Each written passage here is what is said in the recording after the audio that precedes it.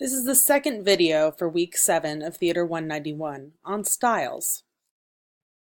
As mentioned at the end of the first video, we can think of the genres as the what that happens in the plot and the styles as the how the what happens.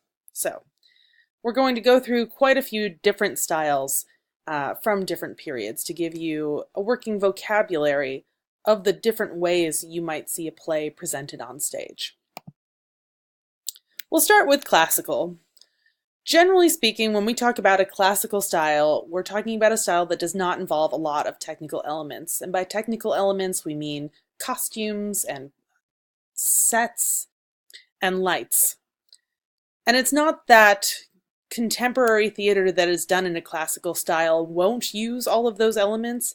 It's more that the plays, when they were written, did not have access to those technical elements, and so they are not as necessary to the performance style. So we might use the word classical to describe a traditional version of Shakespeare, a traditional version of Greek plays. Pretty much anything before the dawn of stage technology is going to fall in the Western tradition into a classical style. A classical style also generally means that the performance focuses on the actor, the text, and the audience, and that those are the most important elements of the performance. We wouldn't necessarily call this a realistic style. There might be realistic elements to it, but it's more about the performance and the idea that the play is happening. We'll talk a little bit more about what that means later on in this video. In the 18th century, we start to get different styles beyond what we would call the classical. And one of these big styles, which leads into melodrama, is what we call sentimentalism. It emerged as a style of acting in the 18th century, and it was a response to rationalism, which was all about clearly thinking. So sentimentalism is a style of acting that was about over the top, following the heightened emotions of the character. And so this is when you get ideas of acting where the actress throws her hand over her head to hide her head in shame, and it's very big and overdone. There were sentimental comedies and sentimental tragedies and sentimental dramas, so we still have those three genres of what happens on stage. But the how of how they happen is all through the emotions. So all of the events are provoked by overwhelming feelings. And melodrama, as I mentioned at the beginning of this particular slide, emerged from this movement towards sentimentalism. One of the biggest actors of this time period is David Garrick, and he created an entire codification of how sentimental acting should be. So he wrote a book that basically said, when you're angry, you perform this way, when you're sad, you perform that way, and so it was a specific style of acting as well. Your reading for today talks about naturalism as well as realism, and we discussed realism in a previous week. So I'm not going to spend much time on that today. But both of those movements emerged in the late 19th and 20th century, and they're both styles that value performances of plays that are close to real life. And we have the tradition of the fourth wall that comes in here. There are realistic tragedies, dramas, and comedies, and you might find moments of realism in a play that would otherwise have a lot of other elements as well.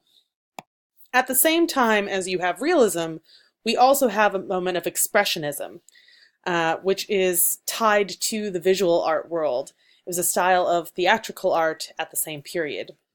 It's an early 20th century art movement, and the speech in expressionist drama is either expansive and rhapsodic or clipped and telegraphic, and it's only one of those two things and nothing else.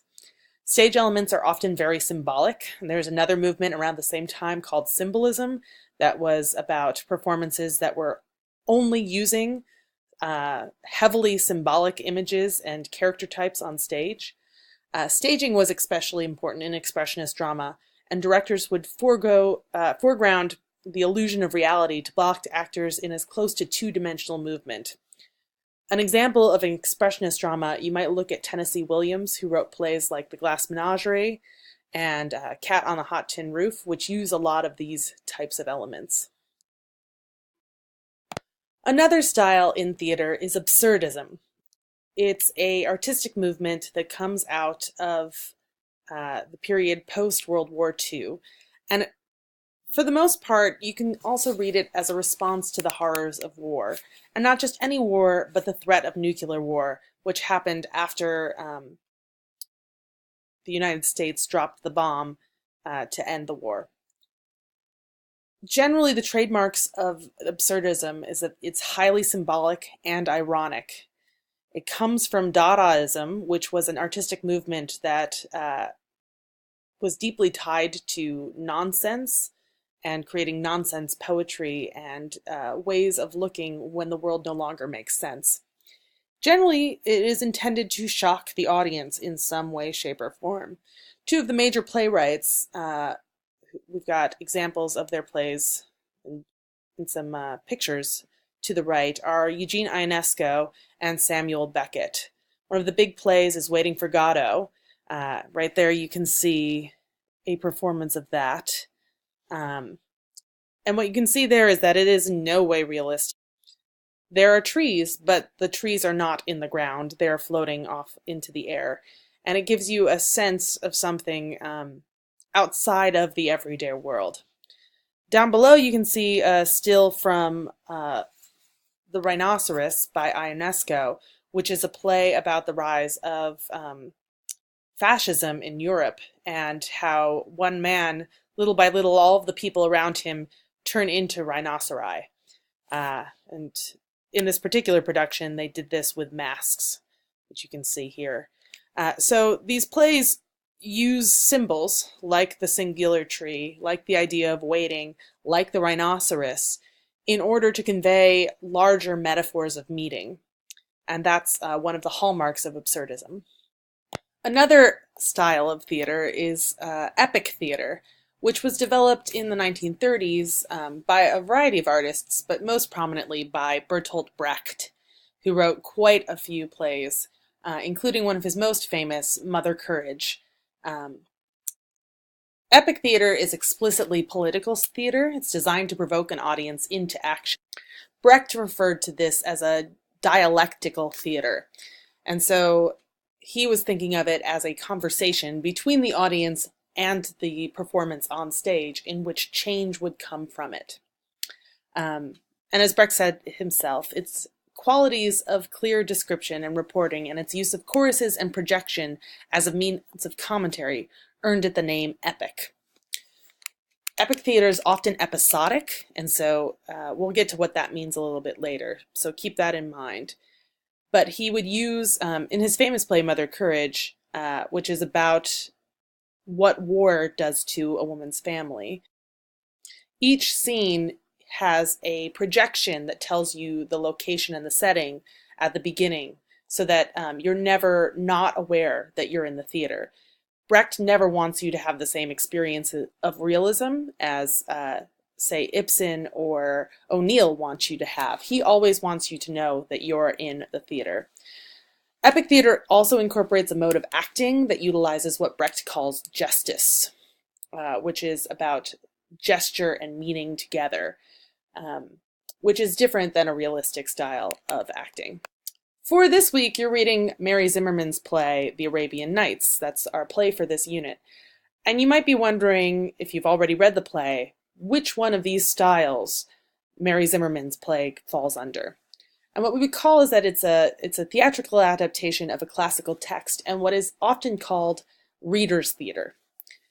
So Mary Zimmerman has adapted quite a few classical texts, including Ovid's Metamorphoses, for which she won a Tony Award in 2002, the Odyssey, the Argonautica, which is the story of Jason and the Argon, and the Arabian Nights. Most of these works she originally did with Looking Glass Theater Company in Chicago. A reader's theater generally presents a narrative text to an audience, and they do this through a presentational style of acting that involves a narrator of some sort.